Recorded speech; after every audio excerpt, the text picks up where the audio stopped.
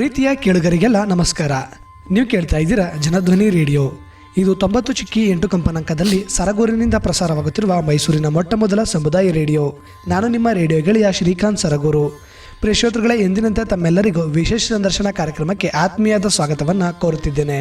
ಪ್ರಿಯ ಕೇಳುಗರೆ, ಇಂದಿನ ವಿಶೇಷ ಸಂದರ್ಶನ ಕಾರ್ಯಕ್ರಮದಲ್ಲಿ ನಮ್ಮ ಜೊತೆ ಇದ್ದಾರೆ ಸರಗೂರು ತಾಲೂಕಿನ ನೆಮ್ಮನಹಳ್ಳಿ ಹಾಡಿಯ ಆದಿವಾಸಿ ಕಲಾವಿದರಾದಂಥ ಶ್ರೀಯುತ ಕುಮಾರ್ ಅವರು.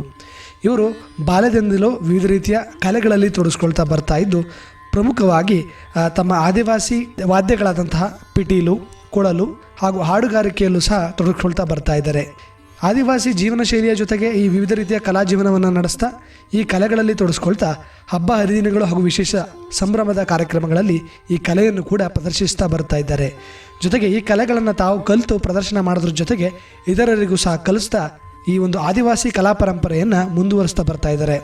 ಹಾಗಾದರೆ ಬನ್ನಿ, ಅವರನ್ನ ಕಾರ್ಯಕ್ರಮಕ್ಕೆ ಸ್ವಾಗತಿಸಿ ಈ ಆದಿವಾಸಿ ಕಲಾ ಪರಂಪರೆ ಹಾಗೂ ಪ್ರಸ್ತುತ ಇವರ ಒಂದು ಕಲಾ ಪ್ರತಿಭೆಯ ಕುರಿತು ಮತ್ತಷ್ಟು ಮಾಹಿತಿಯನ್ನು ತಿಳಿದು ಬರೋಣ. ಕುಮಾರ್ ಅವರೇ, ತಮ್ಮ ಕಾರ್ಯಕ್ರಮಕ್ಕೆ ಸ್ವಾಗತ. ತಮಗೂ ಸ್ವಾಗತ ಸರ್.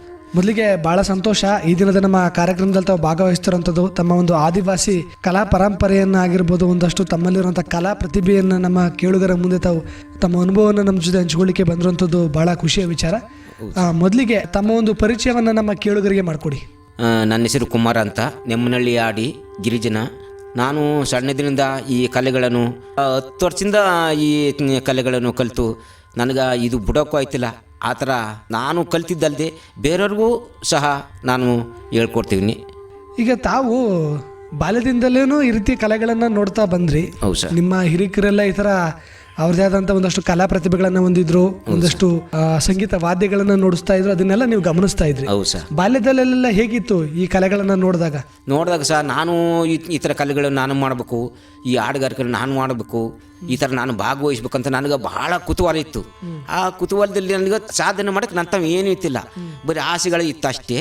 ಅಂದ್ರೆ ಈಗ ವಯಸ್ಸಾಯ್ತು ಏನು ಮಾಡ್ದು ನನಗಾಗ ಒಂದೊಂದೇ ಆಸೆ ಹೊತ್ತಿಗೆ ನನಗೆ ಈ ಥರ ಮಾಡಬೇಕು, ನಾನೇ ಸ್ವಂತಾಗಿ ಇದು ಮಾಡಬೇಕು, ಒಂದು ಯಾವುದೋ ಕೆಲಸಗಳಲ್ಲಿ ನಾನೇ ಭಾಗವಹಿಸ್ಬೇಕು ಅಂತ ನನಗೆ ಮನಸ್ಫೂರ್ತಿ ಇದಾಯ್ತು ಸರ್.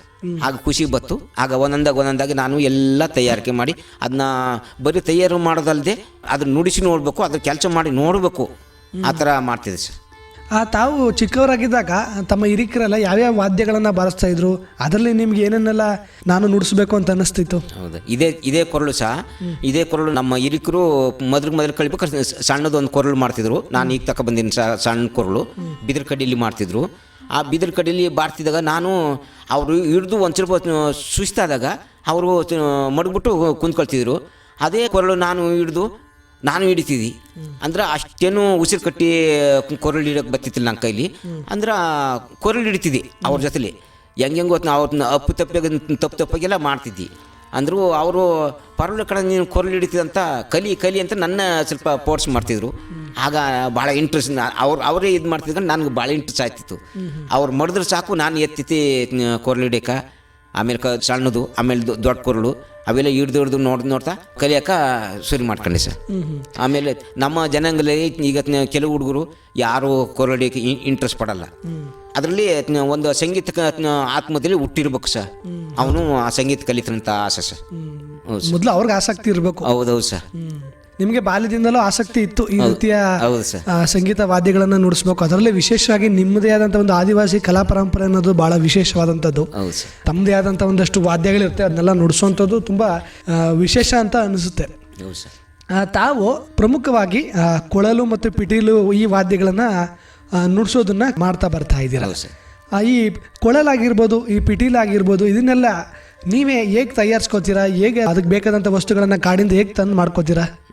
ಇದು ಈ ಪಿಟೀಲ್ ಮಾಡ್ಬೇಕಾದ್ರೆ ಒಂದು ಬಿದಿರು ಕಡ್ಡಿ ಒಂದು ಮೊಳ ಅಷ್ಟದ ಒಂದು ಗಿಣ್ಣು ಸೇರಿಸಿ ಕರೆಕ್ಟಾಗಿ ನಮ್ಗೆ ಪಿಟೀಲ್ಗೆ ತಯಾರಾಯ್ತದಂತ ಬಿದಿರು ಕಡ್ಡಿನಲ್ಲಿ ಅದ್ರ ಹೋಲ್ಸ್ ಮಾಡಿ ಬೆಂಕಿಯಲ್ಲಿ ಕಾಯಿಸಿ ಅದ್ರ ಹೋಲ್ಸ್ ಮಾಡಬೇಕು. ಆಮೇಲೆ ಅದ್ರ ಕರೆಕ್ಟಾಗಿ ಕಟ್ ಮಾಡಿ ತೆಂಗಿನ ಕಂಟಿಲಿ ಕುಣಿಸ್ಕೊಳಕ್ಕೆ ಅದೇ ದಾರಿ ಮಾಡಿಕೊಂಡು ಅಕ್ಷನ್ ಬಿಡೋಕ್ಕೆ ಹೋದು ಎಲ್ಲ ಅಕ್ಷನ್ ಬಿಡೋಡೆ ಮೇನು, ಯಾಕಂದ್ರೆ ಕುಯ್ಯೋಕೆ ಎಲ್ಲ ಇಂಪಾರ್ಟೆಂಟು. ಅದೆಲ್ಲ ಹಂಗೆ ಮಾಡಿ ಆ ಕಂಟೆಲಿ ಕುಣಿಸಿ ಆಮೇಲೆ ಅದು ತಂತಿ 3 ತಂತಿ ಕಟ್ಟಿ ಕಂಟೆಗೆ ತಗೊಬಂದು ಸೇರಿಸ್ಬಿಟ್ಟು ಆಮೇಲೆ ಅವೆಲ್ಲ ಪಿಟಪ್ ಮಾಡಿಬಿಟ್ಟು ಟೈಟ್ ಲೂಸ್ ಮಾಡೋಕೆ ಒಂದು 3 ತಂತಿಗೆ 3 ಇದು ಮಾಡಬೇಕು, ಓಲ್ ಮಾಡಿಬಿಟ್ಟು ಆ ಥರ ಟೈಟ್ ಮಾಡ್ಕೊಳ್ಳೋಕ್ಕೆ ಆ ಥರ ಇರಬೇಕು. ಆ ಥರ ಎಲ್ಲ ಮಾಡಿ ನಾನು ಪಿಟಲ್ ಮಾಡ್ತಿದ್ದೆ. ಅದು ಅಲ್ಲದೆ ಈ ಬುಕ್ತಳ ಪಟ್ಟತ್ನ ಒನಿ ಹಾಕ್ಕೊಂಡು 1 ತಿಂಗಳ ಗಂಟೆ ಒನಿ ಹಾಕ್ಕೊಂಡು ಅದ್ರ ನಾರು ತೆಗೆದು ಅದು ತಿಂಗಳ ಗಂಟ್ಲ ಕೆಲಸ ಅದು ಕೆಲಸ 1 ತಿಂಗಳಿಲ್ಲ, 1 ದಿನದಲ್ಲಿ ಮಾಡ್ಬೋದು. ತಿಂಗಳಲ್ಲಿ ಒನಿ ಹಾಕಿ ನಾರು ತಗೊಂಡು ಜೋಡಿಸಿ ಅವೆಲ್ಲ ಸಾಂಬ್ರಾಣಿ ಬರ್ತದೆ. ಆ ಸಾಂಬ್ರಾಣಿ ಉಜ್ಜಬೇಕು ಆ ದಾರ್ಗೆ. ಉಜ್ಜಿದಾಗ ಅದು ಅಂಟು ಬರ್ತದೆ. ಅದು ಇನ್ನು ಬೇರೆ ಅಂಟುಗಳು ಏನೂ ಆಗಲ್ಲ, ಈ ಮರದಲ್ಲಿ ಬತ್ತಲ ಗಮ್ಮುಗಳೆಲ್ಲ ಆಗಲ್ಲ. ಸಾಂಬ್ರಾಣಿ ಮಾತ್ರ ಬೇಕು. ಸಾಂಬ್ರಾಣಿ ಇದ್ರೆ ಮಾತ್ರ ಅದು ಪಿಟಲು ನುಡ್ಸೋಕೆ ಸಾಧ್ಯ ಆಗೋದು. ಆ ಸಾಂಬ್ರಾಣಿ ಉಜ್ಜಿಬಿಟ್ಟು ಬಾಡ್ತಾರೆ.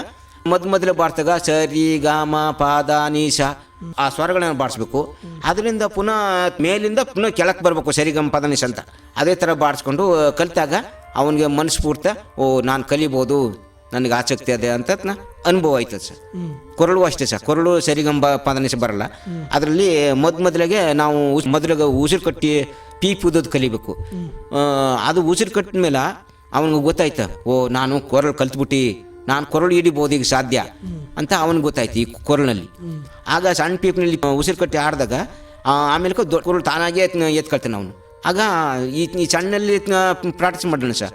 ಆಗ ದೊಡ್ಡರಲ್ಲಿ ಅವನು ಬಾರ್ಸೋಕೆ ತಯಾರಾಗಿರ್ತಾನೆ. ನಮ್ಮವರು ಸಂಗೀತ ಕಲೆ ಹಾಡುಗಳು ಹೆಂಗಿರ್ತವೆ, ಒಂದು 15 ಹಾಡುಗಳು ಇರ್ತವೆ. ಆ ಥರ ಬಾಡ್ಸೋಕೆ ಒಂದು ಬಿಟ್ಟು ಇನ್ನೊಂದು ಥರ ತರಾವರಿ ಬಾಡ್ತಾರೆ.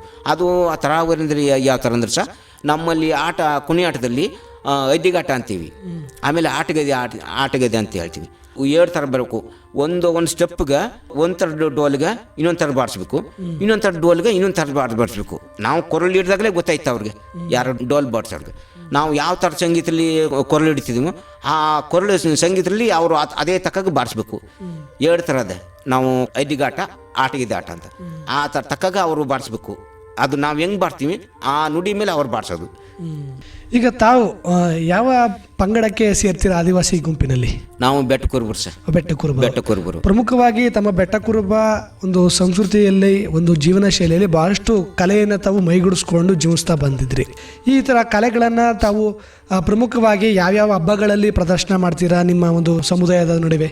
ನಮ್ಮಲ್ಲಿ ಸಹ ಈಗ ಇಂಪಾರ್ಟೆಂಟಾಗಿ ಮಾಡ್ತಿದ್ದು ಉಗಾದಿ ಹಬ್ಬ ಮಾತ್ರ ಕರೆಕ್ಟಾಗಿ ನಾವು ಯಾವ ಹಾಡಿರೋದ್ರು ಉಗಾದಿ ಹಬ್ಬ ಮಾತ್ರ ಕರೆಕ್ಟಾಗಿ ಮಾಡ್ತೀವಿ ಸರ್. ಅದು ನಮ್ಮ ಇಂಪಾರ್ಟೆಂಟು ದೇವ್ರ ಕಾರ್ಯ ಕೊನೆಯ ಹಬ್ಬ, ನಮಗೆ ಕೊನೆಯ ಹಬ್ಬ ಅದು ಅದಾದಮೇಲೆ ಮೊದಲಾಗ ಏನು ಮಾಡ್ತೀವಿ, ಈ ಜಾತ್ರೆಗಳು ಬರ್ತವೆ. ಉಲ್ಮಸ್ತಮ್ಮನ ಜಾತ್ರೆ, ಆಮೇಲೆ ಚೆನ್ನಪುರ ಜಾತ್ರೆಗಳು, ಆಮೇಲೆ ಬಾಡಿಗೆ ದಾರದಳ್ಳಿ, ಆಮೇಲೆ ಭೀಮಾಟಗಿಟ್ಟಿ, ಆಮೇಲೆ ಮೊಳೆಯೂರು ಈ ಭಾಗದಂದ್ರೆ ಸಹ ಈ ಭೀಮಾಟಗಿರಿ ಆಡಿ ಅವ್ರಿಗೆ ಜಮ್ಮ ಸೇರ್ಕೊಂಡಿರೋದು ದಾರದಳ್ಳಿ, ಆಮೇಲೆ ಕಲ್ಲಾಳ, ಆಮೇಲೆ ಮೊಳೆಯೂರು, ಭೀಮಾಟಗಿರಿ ಆಡಿ ಇಂಥ ದೊಡ್ಡ ದೇವಸ್ಥಾನಗಳವ ಸಹ.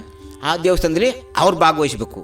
ಅವ್ರದ್ದು ಒಂದು ಜಮ್ಮದ ಅಂತ, ಅವರು ದಾರದಳ್ಳಿ ಮಕ್ಕ ಅಂತ ಹೇಳ್ತೀವಿ. ನಮ್ಮ ಇತ್ತಾಗ ಅಲ್ಮಿಜಿಲ್ ಮಕ್ಕ ಅಂತ ಹೇಳ್ತೀವಿ. ಅಲ್ಮಿಜಿಲ್ ಮಕ್ಕರಿಗೆ 3 ಮಕ್ಕ ಅಂತ, ಇವರು ದಾರದಳ್ಳಿ ಮಕ್ಕ 5 ಮಕ್ಕ ಅಂತ. ಅವ್ರಿಗೆ ಈ ಜಮ್ಮದವರು ಆ ಜಮ್ಮಕ್ಕೆ ಬಂದು ಬಿತ್ತನೆ ಬೀಜ ಏನೋ ನೆಡೋಕ್ಕಾಗಲ್ಲ ಸರ್. ಈ ಜಮ್ಮದವ್ರು ಹೋಗಿ ಆ ಜಮ್ಮದಲ್ಲಿ ಬಿತ್ತನೆ ಬೀಜ ಏನು ನೆಡೋಕ್ಕಾಗಲ್ಲ. ಅಂದರೆ ಕೊರಳು ನುಡಿಸ್ಬೋದು, ಕುಣಿಯಾಟಕ್ಕೆ ಹೋಗ್ಬೋದು, ಎಲ್ಲ ಪ್ರದರ್ಶನ ಮಾಡ್ತೀವಿ ಸರ್. ಆ ಥರ ಇದು ಮಾಡಿಕೊಂಡು ನಾವು ಇದು ಮಾಡ್ತೀವಿ ಸರ್.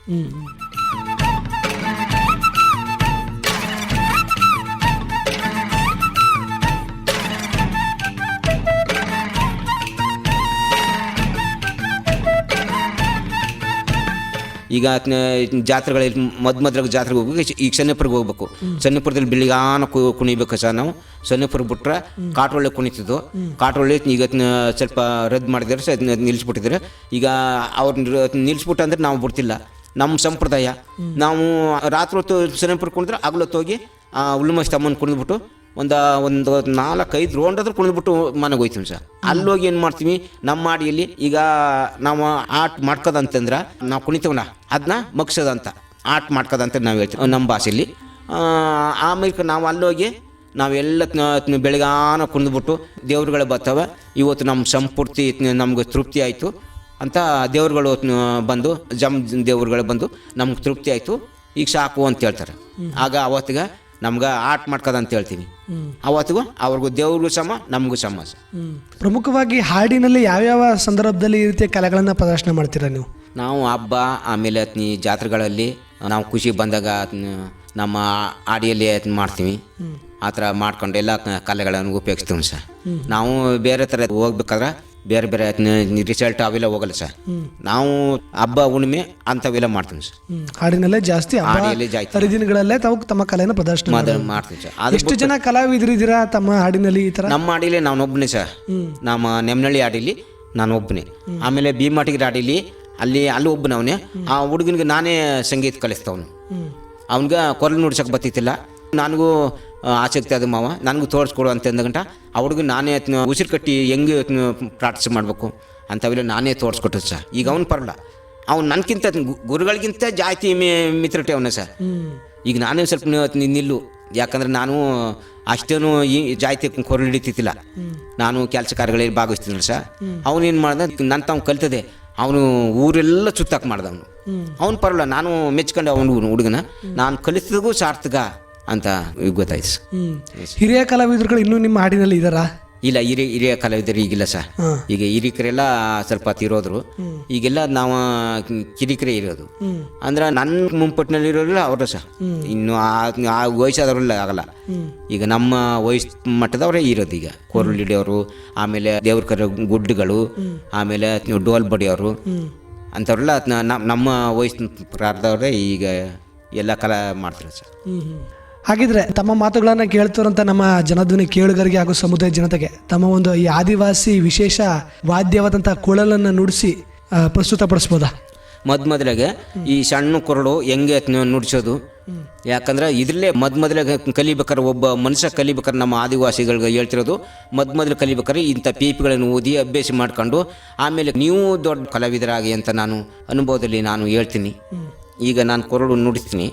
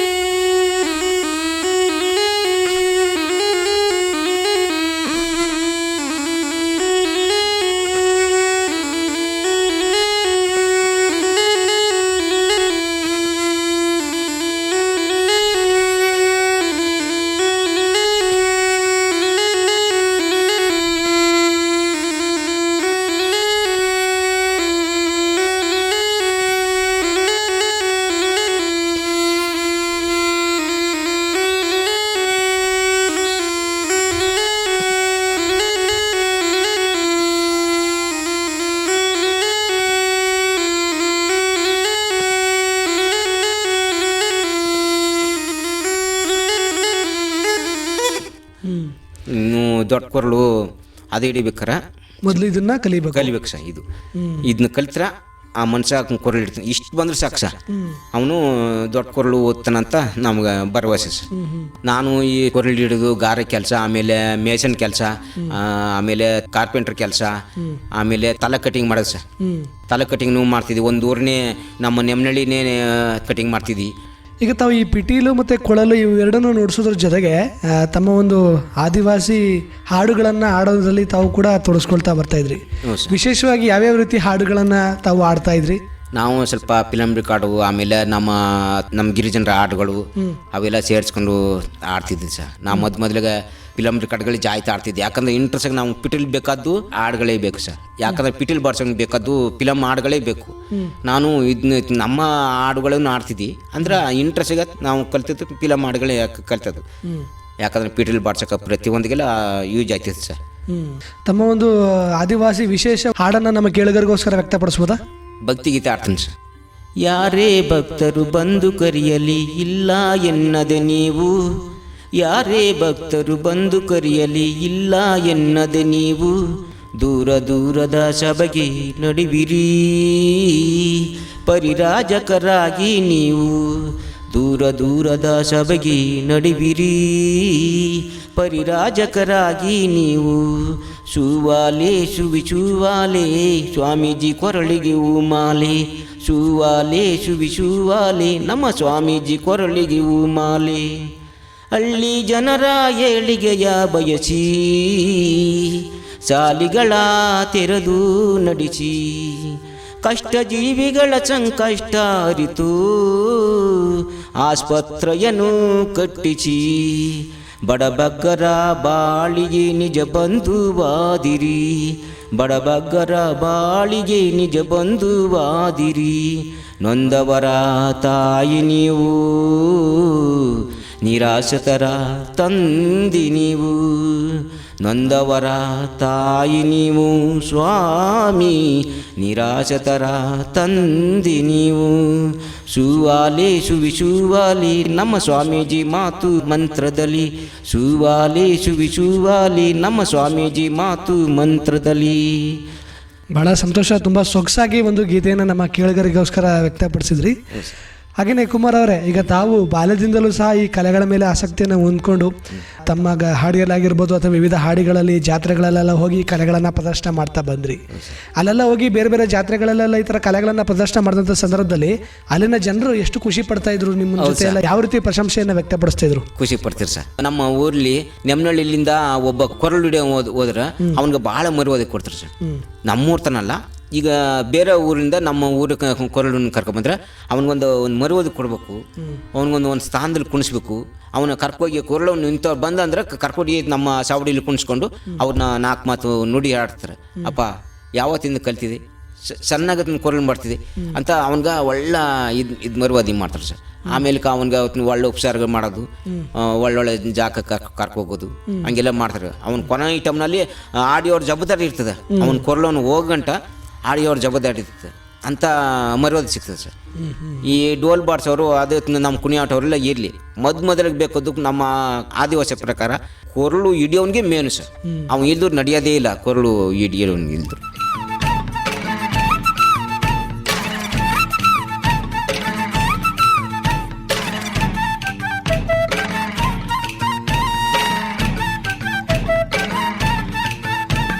ಈಗ ತಾವಾಗಿರ್ಬೋದು, ತಮ್ಮ ಹಿರಿಕರಾಗಿರ್ಬೋದು, ತಮ್ಮ ಸಮಕಾಲೀನರೆಲ್ಲ ಈ ರೀತಿ ಕಲೆಗಳನ್ನು ಕಾಡಲ್ಲಿದ್ದಾಗ ನೋಡ್ತಾ ಇದ್ರಿ, ಕಾಡಿಂದ ಹೊರಗಡೆ ಬಂದಾಗಲೂ ಇನ್ನೂ ಮಾಡ್ತಾ ಇದ್ರಿ. ಇದು ನಿಮ್ಮ ದೈಯ ದೇವರು ಮೆಚ್ಚುವಂಥ ಕಲೆಗಳು. ಇವುಗಳ ಮುಖಾಂತರನೇ ಅವುಗಳನ್ನ ಸಂತೋಷ ಪಡಿಸುವಂಥದ್ದು ನಿಮ್ಮ ನಂಬಿಕೆ ಆಗಿತ್ತು. ಅದೇ ರೀತಿ ಆ ನಂಬಿಕೆ ಪ್ರಕಾರನೇ ನೀವೆಲ್ಲ ಕಲಿತು ಅದನ್ನೆಲ್ಲ ಮಾಡ್ತಾ ಬಂದ್ರಿ. ಆದರೆ ಇತ್ತೀಚಿನ ದಿನಗಳಲ್ಲಿ ಈ ಕಲೆಗಳಾಗಿರ್ಬೋದು, ಈ ಹಾಡುಗಾರಿಕೆ, ನಿಮ್ಮ ಆದಿವಾಸಿ ಕಲಾ ಪ್ರತಿಭೆ ಅನ್ನೋದು ಕಡಿಮೆ ಆಗ್ತಾ ಬರ್ತಾ ಇದೆ. ಅಂದ್ರೆ ಕಲಿಯೋರ ಸಂಖ್ಯೆ ಕಡಿಮೆ ಆಗ್ತಾ ಇದೆ. ಆ ನಿಟ್ಟಿನಲ್ಲಿ ತಮ್ಮ ಅಭಿಪ್ರಾಯ ಏನು? ಈ ರೀತಿ ಕಲೆಗಳನ್ನು ಉಳಿಸ್ಕೊಂಡು ಮುಂದಿನ ಪೀಳಿಗೆ ಬೆಳೆಸ್ಕೋಗ್ಬೇಕು ಅನ್ನೋ ನಿಟ್ಟಿನಲ್ಲಿ ಈ ಆದಿವಾಸಿ ಕಲೆಗಳನ್ನು ಉಳಿಸ್ಕೊಂಡು ಹೋಗೋದು ಎಷ್ಟು ಮುಖ್ಯ ಅನ್ನೋದಾಗಿರ್ಬೋದು, ಮತ್ತು ನೀವು ಈಗ ಪ್ರಸ್ತುತ ಏನಾದ್ರು ಕಲೆಗಳನ್ನು ಇತರರಿಗೆ ಕಲಿಸೋದಾಗಿರ್ಬೋದು, ಇದನ್ನೇನಾದರೂ ಮಾಡ್ತಾ ಇದ್ದೀರಾ? ಖಂಡಿತ ಸರ್. ಅವರು ಆಸಕ್ತಿ ಪಡ್ಕೊಂಡು ತಾವು ಆ ಖುಷಿ ಇದರಲ್ಲಿ ಬರಬೇಕು. ಚಿಕ್ಕಪ್ಪ, ಮಾಮ, ತಾತ ನನಗೆ ಒಂದು ಈ ಕೊರಳು ಹಿಡಿಯೋದು ನನಗೆ ತೋರಿಸ್ಕೊಡಿ ಆ ಥರ ಹೇಳಿದಾಗ ನಮಗೊಂದು ಖುಷಿ ಇರುತ್ತೆ. ಓ, ಈ ಹುಡುಗ ಸ್ವಲ್ಪ ಖುಷಿಯಾಗ ಅವನು ಇವ್ನ ಕೊರಳು ತೋರಿಸ್ಕೋಬೋದು, ಕೊರಳು ಹಿಡಿಯೋಕೆ ದಾರಿ ಮಾಡಿಕೊಡ್ಬೋದು ಅಂತ ನಮಗೊಂದು ಇದು ಇರ್ತದೆ ಸರ್. ಆಗ ನಾವೇ ಈಗ ನಮ್ಮ ಭೀಮಟ್ಟಿಗೆ ಒಬ್ಬ ಹುಡುಗ ಅವನು ಅದೇ ಥರ ನನಗೆ ಮಾವ ನನಗೆ ಕೊರಳು ಹಿಡಿಯೋದು ನನಗೆ ತೋರಿಸ್ಕೊಡು ಅಂತ ಹೇಳಿದ ಬರೀ 2 ದಿನ ಸಾಕು, ನೀನು 1-6 ಗಂಟೆ ಬರ್ಬೇಡ, ಇನ್ನು ಮಿಕ್ಕಂತೀನಿ ನಿಮ್ಮ ಮನೇಲೇ ಟೈರಿಂಗ್ ಮಾಡ್ಕೋಬೋದು, ನೀನು ನನ್ನ ಜೊತೆಗೆ ಬರೀ 2 ದಿನ ಬಾ. ಮೊದಲು ಸಣ್ಣ ಪೀಪಿಲಿ ಉಸಿರು ಕಟ್ಟೋದು ಹೆಂಗೆ ಅದನ್ನ ನಾನು ತೋರಿಸ್ಕೊಡ್ತೀನಿ. ಆಮೇಲೆ ನೀನು ಹೋಯ್ತಾ ನಮ್ಮ ಆಡಿಯಲ್ಲಿ ಡೋಲ್ ಕುಣಿತ, ಕೊರಳು ಹಿಡಿಯೋದು ಅಂಥದ್ದೆಲ್ಲ ಹೋದಾಗ ನಿನ್ಗೆ ಅದೇ ಪದಗಳು, ಆ ರೆಕಾರ್ಡ್ಗಳು, ಹಾಡುಗಳು ನಿನಗಾಗಿ ತಾನೇ ಬರ್ತವೆ ಅಂತ ತೋರಿಸ್ಕೊಟ್ಟು ಇದೆಲ್ಲ ಮಾಡ್ತೀವಿ ಸರ್. ನಮ್ಮ ಬೆಟ್ಕುರ್ಬರ್ ಜನಾಂಗದಲ್ಲಿ ಈ ಮೊರೆ ಎಣ್ಣೆಯೋದು, ಕುಕ್ಕಿ ಎಣ್ಣೆಯೋದು, ಆಮೇಲೆ ಬಾಳ್ಚಾಡುಗಳು ಎಣ್ಣೆಯೋದು ಅಂಥದ್ದೆಲ್ಲ ನಮ್ಮ ಬೆಟ್ಕುರ್ಬ ಕಾಲದಲ್ಲಿ ಹುಟ್ಟಿರೋದು ಸರ್. ತಾತನ ಕಾಲದಲ್ಲಿ ಹುಟ್ಟಿ ಬಂದಿರೋದು ಇದು. ಯಾವುದು ಮೊರೆ ಎಣ್ಣೆಯೋದು, ಕುಕ್ಕಿ ಎಣ್ಣೆಯೋದು, ಈ ಶಾಡು ಎಣ್ಣೆಯೋದು, ಪ್ರತಿಯೊಂದು ಎಣ್ಣೆಯೋದು ನಮ್ಮಲ್ಲಿ ದೊಡ್ಡ ಕಲೆ ಹಸೋದು. ಅಂದರೆ ನಾನು ಈ ಮೊರೆ ಎಣ್ಣೆಯೋದು, ಕುಕ್ಕಿ ಎಣ್ಣೆಯೋದು ಇವೆಲ್ಲ ನಾನೇ ಮಾಡ್ತೀನಿ ಸರ್. ಮೊರೆ ಎಣಿತೀನಿ, ಕುಕ್ಕಿ ಎಣಿತೀನಿ, ಅವೆಲ್ಲ ಮಾಡ್ತೀನಿ. ಈಗಿನ ಕಾಲ ಮಕ್ಳಿಗೆ ನಾನೇನು ಹೇಳ್ತೀನಿ, ನೀವು ಕಲಿಯೋ ಶಕ್ತಿ ಇದ್ರೆ ನನ್ನ ಜೊತೆಗೆ ಬನ್ನಿ, ಮೊರೆ ಎಣ್ಣೆ ತೋರಿಸ್ಕೊಡ್ತೀನಿ, ಕುಕ್ಕಿ ಎಣ್ಣೆ ತೋರಿಸ್ಕೊಡ್ತೀನಿ. ಆಮೇಲೆ ಕೊರಳು ಹಿಡಿಬೇಕಾ ನಮ್ಮ ಮಾಡಲಿ ಕುಣಿಯಾಟದಲ್ಲಿ ಒಬ್ಬನೇ ಸಾಕಾಯ್ತಾನೆ. ಆಗ ನೀವು ಸ್ವಲ್ಪ ಹೆಲ್ಪ್ ಮಾಡ್ಬೋದಲ್ಲ, ನೀವು ಕಲಿತಾಗ ನೀವು ಹೆಲ್ಪ್ ಮಾಡ್ಬೋದು ಅಂತೇಳಿ ಹೇಳ್ತೀನಿ ಸರ್. ಈಗಿನ ಕಾಲ ಮಕ್ಕಳು ಯಾರೂ ತಲೆಗೆ ಹಾಕಲ್ಲ. ಅವರು ಏನೋ ಅವರು ಖುಷಿ ಬಂದಂಗೆ ಹೋಯ್ತಾರೆ. ನಾವು ಅವ್ರ ತಪ್ಪು ತಿಳ್ಕೊಬಾರ್ದು. ಅವ್ರಿಗೀಗ ಕಲಿಯೋ ವಯಸ್ಸು ಈಗಿಲ್ಲ ಅವ್ರಿಗೆ, ಇನ್ನು ವಯಸ್ಸು ಆಯ್ತೈತೆ ನಾನು ಕಲಿಬೇಕಂತಲ್ಲ ಅಂತ ಅವ್ರಿಗೂ ಮನಸ್ಸಿನಲ್ಲಿ ಹುಟ್ಟುತ್ತೆ ಸರ್. ಅದೇ ಈ ರೀತಿಯ ಆದಿವಾಸಿ ಮೂಲ ಪರಂಪರಾ ಕಲೆಗಳನ್ನು ತಾವು ಉಳಿಸ್ಕೊಂಡು ಬೆಳೆಸ್ಕೊಳ್ಳೋ ನಿಟ್ಟಿನಲ್ಲಿ ತಮ್ಮದೇ ಆದ ಒಂದು ಪ್ರಯತ್ನವನ್ನು ಮಾಡ್ತಾ ಬರ್ತಾ ಇದ್ದಾರೆ. ಹೌದು ಸರ್. ಆ ನಿಟ್ಟಿನಲ್ಲಿ ಸರ್ಕಾರ ಆಗಿರ್ಬೋದು ಅಥವಾ ಸ್ಥಳೀಯ ಆಡಳಿತ ವರ್ಗ ಆಗಿರ್ಬೋದು ಈ ರೀತಿಯ ತಮ್ಮ ಆದಿವಾಸಿ ಕಲಾವಿದರುಗಳನ್ನು ಗುರ್ತಿಸೋದಾಗಿರ್ಬೋದು, ನಿಮಗೊಂದಷ್ಟು ಪ್ರೋತ್ಸಾಹವನ್ನು ನೀಡುವಂಥದ್ದು ಎಷ್ಟು ಮುಖ್ಯ ಆಗಿರುತ್ತೆ? ಹೌದು ಸರ್. ನಾನು ತಾವು ಹೇಳಿದಾಗೆ ಮೈಸೂರು ಗಂಗೋತ್ರಿ ಸರ್, ಅಲ್ಲೊಂದ್ಸರಿ ನಾವು ಕಲಾ ಪ್ರದರ್ಶನ ಅಂತ ಹೋಗಿದ್ದು. ನಮ್ಮ ಆಡಿ ಜನರಲ್ಲಿ ಒಂದು 8 ಮಹಿಳೆಯರು, ಒಂದು 10 ಗಂಡು ಮಕ್ಕಳು, ನಾವು ಈ ಥರ ಭಾಗವಹಿಸಿದ್ವಿ ಸರ್. ಒಂದು 18 ಆಳು ನಾವು ಭಾಗವಹಿಸಿದ್ವಿ ಗಂಗೋತ್ರಿಯಲ್ಲಿ. ಭಾಳ ಇಂಪ್ರಾಗ ನಮ್ಗೆ ಕಲಾ ಪ್ರದರ್ಶನಕ್ಕೆ ಒಳ್ಳೆ ಅನುಕೂಲ ಮಾರ್ಗ ತೋರಿಸ್ಕೊಟ್ರು ಸರ್ ಅವರು. ನಮ್ಮ ಅದೇ ಮೊದಲು ಕರ್ಕೋಗಿದ್ದು. ಇನ್ನು ನೆಕ್ಸ್ಟ್ ಬರ್ನಿಲ್ಲ ಅವರು. ನಾವು ವರ್ಷ ಬರ್ತೀವಿ ಅಂತ ಹೇಳಿದ್ರು, ನಮ್ಗೆ ಕರ್ಕೋಗ್ನಿಲ್ಲ. ಅದೇ ಮೊದಲಿಗೆ ಸರ್. ಆಗ ನಾನು ಕೊರಳು ಹಿಡಿತಿದ್ದಿ, ಡೋಲು ಬಡಿತಿದ್ದಿ. ನನಗೂ ಡೋಲ್ ಬಡಿಯೋಕ್ಕೂ ಗೊತ್ತು, ಕೊರಳು ಹಿಡಿಯೋಕ್ಕೆ ಗೊತ್ತು. ನಾನು ಎಲ್ಲನೂ ಬಿಡಲ್ಲ ಸರ್, ಎಲ್ಲನೂ ನಾನು ಮಾಡ್ತೀನಿ. ನಮಗೆ ಇನ್ನೂ ಹೆಚ್ಚಿನ ಮಟ್ಟದಲ್ಲಿ ನಮ್ಗೆ ನಮ್ಮ ನಾನು ಒಬ್ಬನಿಗೆ ಸಾಣಿಸಲ್ಲ ಸರ್. ಇದು 10 ಕೊರಳು ಹಿಡಿಯೋ ಕಲಾಗಾರನಿಗೂ ಈ ಥರ ಗೌರ್ಮೆಂಟ್ ಸರ್ಕಾರದವರು ನಮ್ಮನ್ನು ಗುರುತಿಸಿ ಸ್ವಲ್ಪ ಮುಂದಕ್ಕೆ ಬರಲಿ, ಇವರು ಒಂದು ಕಲಾ ಪ್ರದರ್ಶನ ಮಾಡ್ತಾರೆ ಅನ್ನೋದು ನನಗೆ ಭಾಳ ಭರವಸೆ ಸರ್. ನನಗೂ ಖುಷಿ ಸರ್. ಅದು ಅವಕಾಶಗಳು ಸಿಗಬೇಕು ನಿಮಗೆ ಸರ್ಕಾರದ ವತಿಯಿಂದ. ಸಿಗಬೇಕು ಸರ್. ಸರ್ಕಾರಿ ಕಾರ್ಯಕ್ರಮಗಳಾಗಿರ್ಬೋದು, ಇತರೆ ಸರ್ಕಾರ ಆಚರಣೆ ಮಾಡುವಂಥ ವಿವಿಧ ಜಯಂತಿಗಳಾಗಿರ್ಬೋದು, ಇಲ್ಲೆಲ್ಲ ತಮ್ಮಂಥ ಆದಿವಾಸಿ ಕಲಾವಿದರುಗಳಿಗೆ ಒಂದೊಂದು ಪ್ರದರ್ಶನಕ್ಕೆ ಅವಕಾಶ ಮಾಡಿಕೊಡ್ರೆ ಭಾಳಷ್ಟು ಅನುಕೂಲ ಆಗುತ್ತೆ. ಹೌದು ಸರ್, ಹೌದು. ಈಗ ದಸರಾ ಹಬ್ಬಕ್ಕೆ ಹೋಗಲಿ, ಇನ್ನು ಯಾವ್ದಾರು ಇಸ್ಕೂಲ್ ಮಕ್ಕಳದು ಪ್ರೋಗ್ರಾಮ್ ಇರ್ತಲ್ಲ ಸರ್, ಅಂತಂಥ ಪ್ರೋಗ್ರಾಮ್ಗಳಲ್ಲಿ ನಮ್ಮ ಕರ್ಕೋದ್ರೆ ಇಸ್ಕೂಲ್ ಮಕ್ಳಿಗೂ ಒಂದು ಅನುಕೂಲ ಇರುತ್ತೆ. ಅವರು ನೋಡೋಕೆ ಇಂಟ್ರೆಸ್ಟ್ ಇರುತ್ತೆ. ಒಂದು ಕಲಾ ಪ್ರದರ್ಶನ ಇಸ್ಕೂಲ್ನಲ್ಲಿ ಒಂದು ಇದು ಇರ್ತದೆ ಸರ್. ಗೌರ್ಮೆಂಟ್ ನಾನು ಹಳ್ಳಿಯಿಂದ ಸರ್ಕಾರವರೆಗೂ ನಮ್ಮ ಈ ಕಲಾ ಪ್ರದರ್ಶನ ಮುಂದುವರಿಬೇಕಂತ ನನ್ನ ಆಸೆ. ಭಾಳ ಸಂತೋಷ ಕುಮಾರ್ ಅವರೇ. ಇದುವರೆಗೂ ಸಾಕಷ್ಟು ವಿಚಾರಗಳನ್ನು ತಮ್ಮೊಂದು ಕಲಾ ಜೀವನದ ಕುರಿತಾಗಿರ್ಬೋದು, ತಾವು ಬಾಲ್ಯದಿಂದಲೂ ವಿವಿಧ ರೀತಿಯ ತಮ್ಮ ಈ ಒಂದು ಆದಿವಾಸಿ ಕಲಾ ಪ್ರತಿಭೆಯ ಮುಖಾಂತರ ವಿವಿಧ ರೀತಿಯ ಕಲೆಗಳಲ್ಲಿ ತಾವು ತೊಡಸ್ಕೊಂಡು ಬಂದಂಥ ಅನುಭವ ಆಗಿರ್ಬೋದು, ಪ್ರಸ್ತುತ ತಾವು ಈ ಥರ ಕಲೆಗಳನ್ನು ಇತರರಿಗೆ ಕಲಿಸುವಂಥ ಕುರಿತಾಗಿರ್ಬೋದು, ಈ ಆದಿವಾಸಿ ಕಲಾ ಪರಂಪರೆ ಅನ್ನೋಂಥದ್ದು ಎಷ್ಟು ವಿಶೇಷತೆಯನ್ನು ಹೊಂದಿದೆ, ಈ ಕಲೆಗಳಿಗೆ ಬೇಕಾದಂಥ ವಾದ್ಯಗಳನ್ನು ತಾವು ಯಾವ ರೀತಿ ತಯಾರಿಸ್ಕೊಳ್ತೀರ ಅನ್ನೋದು ಕುರಿತು ಭಾಳಷ್ಟು ಉಪಯುಕ್ತ ಮಾಹಿತಿಯನ್ನು ಹಾಗೂ ವಿಶೇಷ ಅನುಭವವನ್ನು ಇಂದಿನ ನಮ್ಮ ಕಾರ್ಯಕ್ರಮದಲ್ಲಿ ತಾವು ಭಾಗವಹಿಸಿ ನಮ್ಮ ಜೊತೆ ಹಂಚಿಕೊಂಡಿದ್ದಕ್ಕೆ ತಮಗೆ ತುಂಬ ಧನ್ಯವಾದಗಳನ್ನ ತಿಳಿಸೋದಕ್ಕೆ ಇಷ್ಟಪಡ್ತೀನಿ. ತಮಗೂ ಧನ್ಯವಾದ ಸರ್. ತಮ್ಮ ಜನಧ್ವನಿ ಕಾರ್ಯಕ್ರಮಕ್ಕೆ ನಾನು ಇವತ್ತು ನೆಮ್ಮನಹಳ್ಳಿ ಆಡಿಯಿಂದ ಬಂದು ಎಲ್ಲರೂ ಜನರು ಕೇಳಲಿ ಈ ಧ್ವನಿ ಸಂಪ್ರದಾಯವನ್ನು, ನಮ್ಮ ಕಲಾ ಸಂಪ್ರದಾಯವನ್ನು ಕೇಳಲಿ ಅಂತ ನನಗೂ ಒಂದು ಆಸಕ್ತಿಯಿಂದ ಕೊಟ್ಟಂಥ ಶ್ರೀಕಾಂತ್ ಅವರು ನಮ್ಗೆ ಒಂದು ಅವಕಾಶ ಕೊಟ್ಟಿದ್ದಾರೆ. ನನಗೂ ಒಂದು ಇಲ್ಲಿ ಬರೋಕ್ಕೂ ಒಂದು ಸಂತೋಷವಾಯಿತು. ನಾನು ಕೇಳಿದ ಗಂಟ ನಾನು ಬಂದು ಭಾಗವಹಿಸ್ತೀನಿ ಅಂತ ನನಗೆ ಭಾಳ ಆಸಕ್ತಿಯಿಂದ ಭಾಳ ಖುಷಿಯಿಂದ ಬಂದು ಇವತ್ತು ರೇಡಿಯೋ ಕಾರ್ಯಕ್ರಮದಲ್ಲಿ ನಾನು ಭಾಗವಹಿಸಿ ನನ್ನ 4 ನುಡಿಗಳನ್ನು ರೇಡಿಯೋ ಕಾರ್ಯಕ್ರಮದಲ್ಲಿ ಎಲ್ಲ ಜನ ಕೇಳಂತ ನನಗೆ ಖುಷಿಪಟ್ಟು ಮಾತಾಡಿದ್ದೀನಿ. ತಮ್ಮೆಲ್ಲರಿಗೂ ನಮಸ್ಕಾರ. ಪ್ರಿಯ ಕೇಳುಗರೆ, ಇದುವರೆಗೂ ನೀವು ಕೇಳ್ತಾ ಇದ್ರಿ ನಮ್ಮ ವಿಶೇಷ ಸಂದರ್ಶನ ಕಾರ್ಯಕ್ರಮದಲ್ಲಿ ಸರಗೂರು ತಾಲೂಕಿನ ನೆಮ್ಮನಹಳ್ಳಿ ಹಾಡಿಯ ಆದಿವಾಸಿ ಕಲಾವಿದರಂಥ ಶ್ರೀಯುತ ಕುಮಾರ್ ಅವರ ಜೊತೆಗಿನ ಸಂದರ್ಶನ ಕಾರ್ಯಕ್ರಮ. ಈ ರೀತಿಯಾದಂಥ ಆದಿವಾಸಿ ಕಲಾವಿದರು ಇನ್ನಷ್ಟು ಸಮುದಾಯದಲ್ಲಿ ಗುರುತಿಸ್ಕೊಳ್ಳಿ, ಇವರ ಕಲಾ ಪ್ರತಿಭೆ ಎಲ್ಲ ಕಡೆ ಪಸರಿಸಲಿ, ಮತ್ತು ಈ ಕಲಾ ಸಂಸ್ಕೃತಿ ಅನ್ನೋಂಥದ್ದು ಮುಂದಿನ ಪೀಳಿಗೆಗೆ ವರ್ಗಾಯಿಸೋ ನಿಟ್ಟಿನಲ್ಲಿ ಕೂಡ ನಮ್ಮದೇ ಆದಂಥ ಒಂದಷ್ಟು ಜವಾಬ್ದಾರಿಗಳನ್ನು ಹಾಗೂ ಕರ್ತವ್ಯಗಳನ್ನು ನಿರ್ವಹಿಸೋಣ. ಹಾಗೆಯೇ ಸರ್ಕಾರದ ಗಮನಕ್ಕೂ ಕೂಡ ಈ ರೀತಿಯ ಕಲಾವಿದರುಗಳನ್ನು ನಾವು ಸಮುದಾಯದಿಂದ ಒಂದಷ್ಟು ಪರಿಚಯವನ್ನು ಮಾಡಿಸೋಣ ಅಂತ ಹೇಳ್ತಾ ಇಲ್ಲಿಗೆ ಇವತ್ತಿನ ವಿಶೇಷ ಸಂದರ್ಶನ ಕಾರ್ಯಕ್ರಮವನ್ನು ಮುಕ್ತಾಯ ಮಾಡ್ತಿದ್ದೀನಿ. ಮತ್ತು ಮತ್ತೊಂದು ಕಾರ್ಯಕ್ರಮದಲ್ಲಿ ಮತ್ತೊಬ್ಬ ವಿಶೇಷ ವ್ಯಕ್ತಿಯೊಂದಿಗೆ ತಮ್ಮನ್ನು ಮತ್ತೆ ಭೇಟಿಯಾಗ್ತೀನಿ. ಅಲ್ಲಿವರೆಗೂ ಕೇಳ್ತಾ ಇರಿ ಜನಧ್ವನಿ. ಇದು ನಿಮ್ಮ ನೆಚ್ಚಿನ ಹಾಗೂ ಮೈಸೂರಿನ ಮೊಟ್ಟ ಮೊದಲ ಸಮುದಾಯ ರೇಡಿಯೋ ಕೇಂದ್ರ 90.8 ಕಂಪನಾಂಕದಲ್ಲಿ ಸರಗೂರಿನಿಂದ ಪ್ರಸಾರವಾಗುತ್ತಿದೆ. ನಮಸ್ಕಾರ.